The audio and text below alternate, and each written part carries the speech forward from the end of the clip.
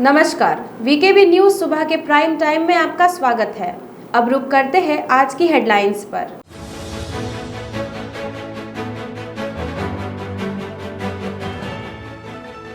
Bangladesh airlines के pilot Naushad ने आखिरकार दम तोड़ा। गत शुक्रवार को नागपुर में हुई थी इमरजेंसी लैंडिंग, पड़ा था पायलट को दिल का दौरा।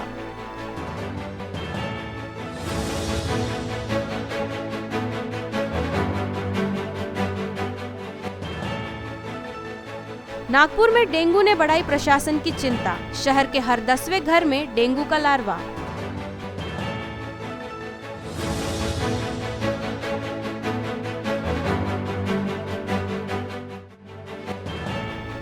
नाट्यगृह खोले जाने की मांग को लेकर शहर के कलाकारों ने की नटेश्वर की महाआरती।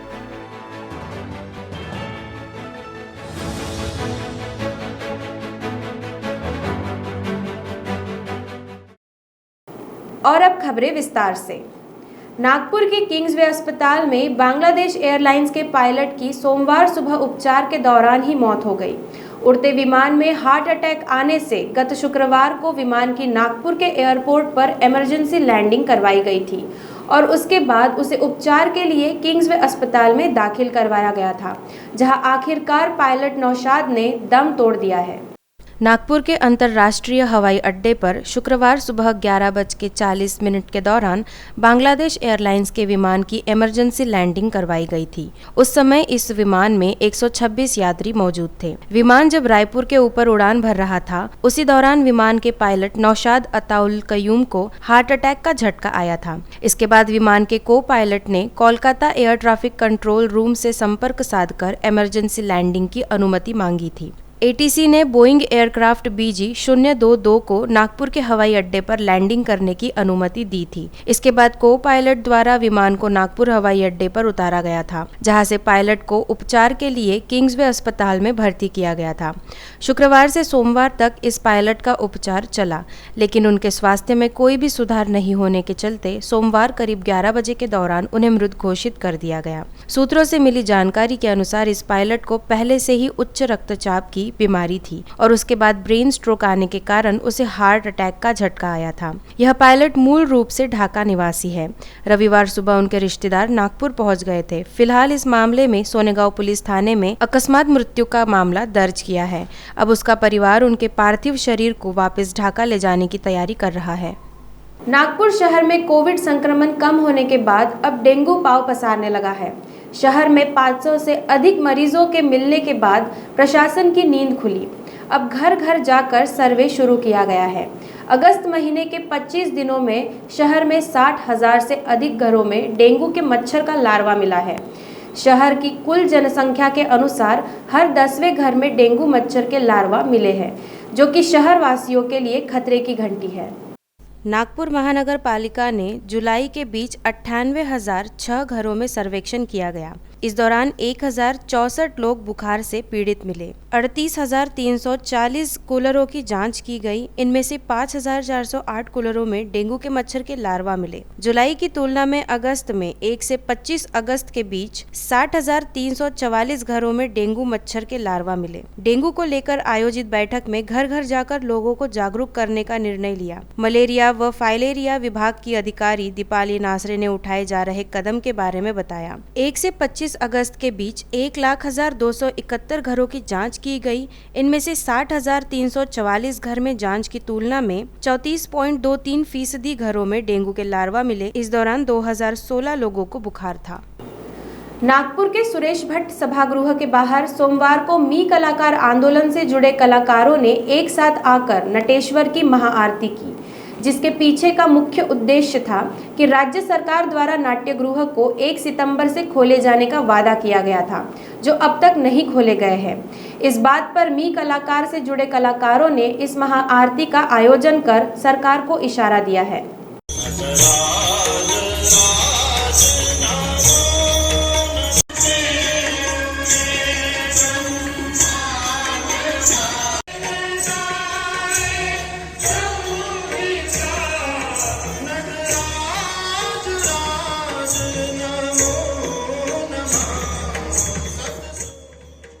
ज्ञात हो कि कोरोना के कारण सबसे अधिक जो मार पड़ी है वो कलाकारों के जीवन पर पड़ी है और लॉकडाउन के नियमों में शिथिलता के बाद भी अब तक नाट्यगृह को सरकार ने खोलने की अनुमति नहीं दी। इस कारण मी कलाकार आंदोलन से जुड़े कलाकारों ने नागपुर के सुरेश भट्ट सभागृह के बाहर नटेश्वर की मूर्ति के सामने एक साथ आकर महाआरती का आयोजन किया। यही नहीं, कलाकारों ने जल्द से जल्द नाट्यगृह खोले जाने की मांग करते हुए राज्य सरकार को उनका वादा याद दिलाया। नागपुर के रामनगर स्थित फ्लैट के साथ खरमाटे के पुणे स्थित निवास पर भी तलाशी लिए जाने का पता चला है। इस कार्रवाई से आरटीओ में हड़कंप मचा हुआ है। ज्ञात हो कि अनिल देशमुख द्वारा 100 करोड़ की उगाही किए जाने के केस की जांच में परिवहन मंत्री का नाम आगे आया था।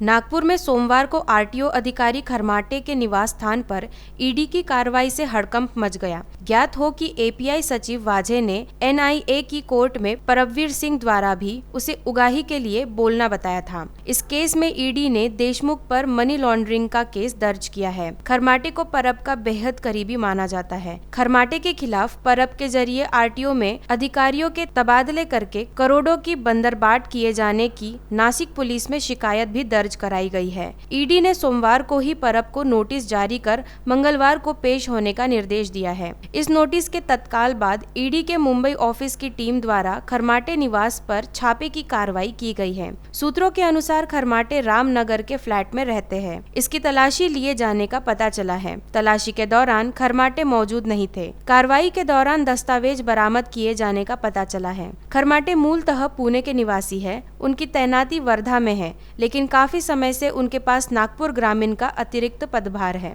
ईडी ने पुणे में भी 2 स्थानों पर कार्रवाई की है। इस कार्रवाई को लेकर ईडी के अधिकारी जानकारी देने से टाल रहे हैं। हालांकि सूत्रों का कहना है कि आगामी दिनों में खरमाटे और उनसे जुड़े लोगों की मुसीबत बढ़ सकती है। ईडी आरटीओ में भ्रष्टाचार से जुड़े एक और प्रकरण की जांच कर रही है। इसमें महिला अधिकारी सहित 4-5 अधिकारियों के नाम हैं। उन्होंने अवैध तरीके से करोड़ों की माया अर्जित की है।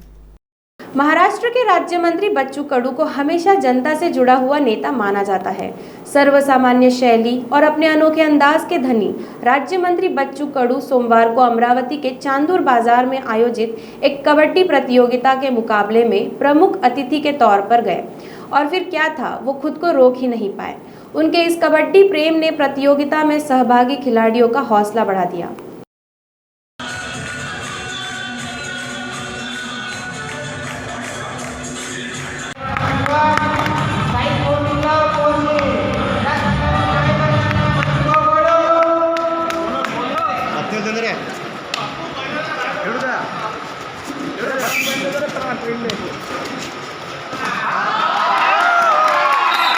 तो वक्त हो गया एक छोटे से ब्रेक का। मिलते हैं एक ब्रेक के बाद। Love you Deepika. बाय। सब जानना चाहते हैं मेरा फेवरेट कलर, मेरा फेवरेट डेस्टिनेशन, मेरी फेवरेट डिश, पर कोई ये नहीं पूछता कि फेवरेट डिश मैं बनाती कैसे हूँ। अरे यार, जिसे टेस्टी खाना पसंद है वो अच्छे टेस्ट तक पहुँच ही जाता है। सुरुचि मसाले, खाने में हो रुचि तो घर लाइए सुरुचि। अपने सपनों की उड़ान भरने की इच्छा तो हर किसी की होती है, पर पंख भी तो मजबूत होने चाहिए जो देता है flywheel aviation academy. Flywheel aviation academy एक ऐसा इंस्टीट्यूट है जहां पर एयरलाइंस एंड एयरपोर्ट हॉस्पिटैलिटी और टूरिज्म मैनेजमेंट, साथ ही यहां campus interview, guidance by industry expert, practical training at airport, expert faculty, personal grooming जैसे कई सारे बेनिफिट्स आप पा सकते हैं। Flywheel aviation academy, 1 degree, 3 job opportunities. Flywheel Aviation Academy gives you a degree or diploma with a job. Flywheel Aviation Academy, 365 Gandhinagar, LAD College Square, beside Karnataka bank Nagpur. Break के बाद आपका स्वागत है। वर्धा जिले के शहर कांग्रेस कमेटी द्वारा एसटी डेपो सड़क पर के गड्ढे बुझाने के लिए फलक पूजा आंदोलन किया गया, जिसमें प्रशासन के खिलाफ कांग्रेस के कार्यकर्ताओं द्वारा तीव्र नाराजगी जताई गई।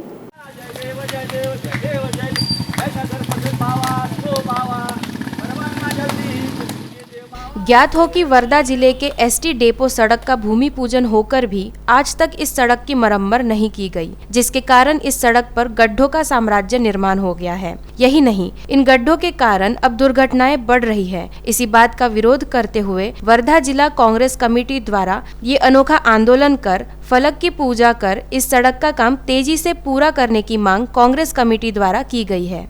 गेल्या 1.5 महिन्यापासून ह्या रोडचं उद्घाटन झालं आहे।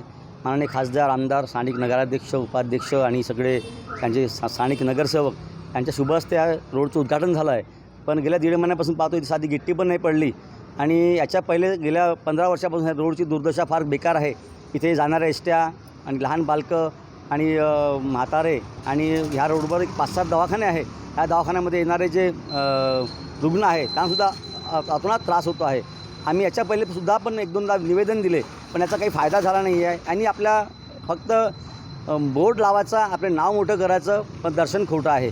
त्याच्यामुळे आमची एक मागणी आहे की वर्धा नगर परिषदेने ह्या रोडचं लवकरात लवकर म्हणजे कामाची सुरुवात करावी, जेणेकरून लोकांना जो त्रास होत आहे, स्थानिक लोकांचे जे रोडला दुकान आहे, ह्या रोडच्या दुकानाचे ग्लास फुटते आहे, स्थानिक लोकांच्या घरामध्ये पाणी शिरते आहे आणि ह्याच्यामुळे मध्ये आता काल परवा पाणी आला, पण ह्याच्या 8 दिवसापहिले जे इथे त्यांनी हे टाकलं डस्ट, त्या डस्टमुळे लोकांच्या घरात असे धूळ जात होती, ज्यामुळे भरपूर लोकांना दम्याचा त्रास झाला आहे। आणि स्थानिक प्रशासनाला, नगर प्रशासनाला आमची विनंती आहे की येणाऱ्या काळामध्ये 8 दिवसामध्ये ह्या रोडचं तुम्ही डागडोजी किंवा काहीतरी लवकरात लवकर बांधकाम चालू करावं, जेणेकरून उद्घाटन झालं आणि झोपी गेलं।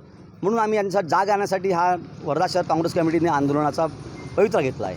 नागपुर के जरीपटका पुलिस थाना अंतर्गत एक युवक को आरोपी के बड़े पिताजी को बीड़ी पीने के लिए देना उस समय महंगा पड़ गया, जब आरोपी ने फरियादी के सिर पर अपने हाथ के कड़े से सिर पर मारकर गंभीर रूप से घायल कर दिया। पुलिस से मिली जानकारी के अनुसार जरीपटका परिसर के बाराखोली श्रावस्ती नगर निवासी फरियादी राहुल प्रदीप मोहोड़ बीड़ी पी रहे थे। उसी दौरान आरोपी अमन दीपक हिवराले के बड़े पिताजी वहां आए और उन्होंने भी पीने के लिए फरियादी से बीड़ी मांगी। फरियादी ने तब अपने पास से बीड़ी पीने के लिए दी। थोड़ी देर बाद ही आरोपी वहां आया और उसके बड़े पिता को पीने के लिए बीड़ी क्यों दी, इस बात को लेकर आरोपी ने फरियादी से गाली गलौज की। बाद में अपने हाथ के कड़े से सिर पर मारकर गंभीर रूप से घायल कर दिया। फरियादी ने इसकी शिकायत पुलिस से की। पुलिस ने आरोपी के खिलाफ की धारा 324, 504 के तहत मामला दर्ज किया है। नागपुर सेंट्रल जेल में बंद न्यायिक विचाराधीन कैदी की तबीयत अचानक खराब होने के कारण उसे इलाज के लिए रविवार को मेडिकल अस्पताल में दाखिल करवाया गया, जिसकी उपचार के दौरान ही मौत हो गई। मेडिकल अस्पताल से मिली सूचना के बाद धंतोली पुलिस ने अकस्मात मृत्यु का मामला दर्ज किया है और आगे की जांच कर रही है। पुलिस से मिली जानकारी के अनुसार मृतक कैदी थिलक कंथस्वामी आरगुगम तमिलनाडु निवासी था, जिसे कुछ दिन पहले ही सीताबर्डी पुलिस की टीम ने लोकमत चौक के पास हुई बैग लिफ्टिंग के मामले में साथियों के साथ गिरफ्तार किया था। थिलक कंथस्वामी आरगुगम किडनी की बीमारी से ग्रसित था और रविवार को उसकी तबीयत जेल में खराब होने के कारण उसे उपचार के लिए मेडिकल अस्पताल में दाखिल करवाया गया था, जहाँ उपचार के दौरान ही उसकी मौत हो गई। फिलहाल मेडिकल अस्पताल से मिली सूचना के बाद धंतोली पुलिस ने इस मामले में अकस्मात मृत्यु का मामला दर्ज किया है और आगे की जांच कर रही है। नागपुर के गणेशपेट पुलिस थाना अंतर्गत बलदेव अपार्टमेंट में रहने वाले कपड़े के व्यापारी के घर में अज्ञात चोरों ने सेंध लगाकर करीब 4,30,000 रुपए की नकदी पर हाथ साफ कर लिया। पुलिस से मिली जानकारी के अनुसार 23 अगस्त 2021 से 29 अगस्त 2021 के दरमियान गणेशपेट परिसर के Baldev apartment flat number 4 Bajeria hotel इनके पास रहने वाली फरियादी गणपत मुरलीधर अग्रवाल के घर में उन्होंने अपने व्यापार के करीब 4,30,000 रुपए अलमारी में रखे हुए थे। फरियादी का कॉटन मार्केट चौक पर ही कपड़े का कारोबार है। अज्ञात आरोपी ने आरी जैसे तेज धार हथियार से लकड़ी के ड्राइवर को काटकर उसमें रखे करीब 4,30,000 रुपए की नकदी पर हाथ साफ कर लिया था। फरियादी ने इसकी शिकायत पुलिस से की। पुलिस ने अज्ञात आरोपी के खिलाफ भारतीय दंड विधान की धारा 454, 457, 380 के तहत मामला दर्ज किया है। कक्षा 10वीं की प्रायोगिक और कोविड संकट की वजह से 10वीं और 12वीं के आंतरिक मूल्यांकन में अनुत्तीर्ण विद्यार्थियों की पूरक परीक्षा सितंबर में होगी। राज्य माध्यमिक शिक्षा बोर्ड ने इन परीक्षाओं की समय सारिणी घोषित की है। शिक्षा बोर्ड की ओर से घोषित समय सारिणी के अनुसार 10वीं की पूरक परीक्षा 22 सितंबर से 8 अक्टूबर तक ली जाएगी। इसी प्रकार 12वीं की पूरक परीक्षा 16 सितंबर से 11 अक्टूबर तक होगी। 12वीं के व्यवसाय पाठ्यक्रमों की पूरक मौखिक श्रेणी परीक्षा 21 सितंबर से 4 अक्टूबर तक ली जाएगी। 12वीं की प्रायोगिक तथा मौखिक परीक्षा 15 सितंबर से 4 अक्टूबर तक ली जाएगी। 10वीं 12वीं की पूरक परीक्षाओं की समय सारिणी शिक्षा बोर्ड की वेबसाइट पर उपलब्ध है। 10वीं की पूरक परीक्षा के लिए आवेदन कर चुके विद्यार्थियों से अपने स्कूल से संपर्क कर आवश्यक जानकारी हासिल करने की अपील बोर्ड ने की है। तो वीकेबी न्यूज के प्राइम टाइम में अब तक के लिए इतना ही। आपसे फिर मुलाकात होगी, तब तक देखते रहिए वीकेबी न्यूज। नमस्कार।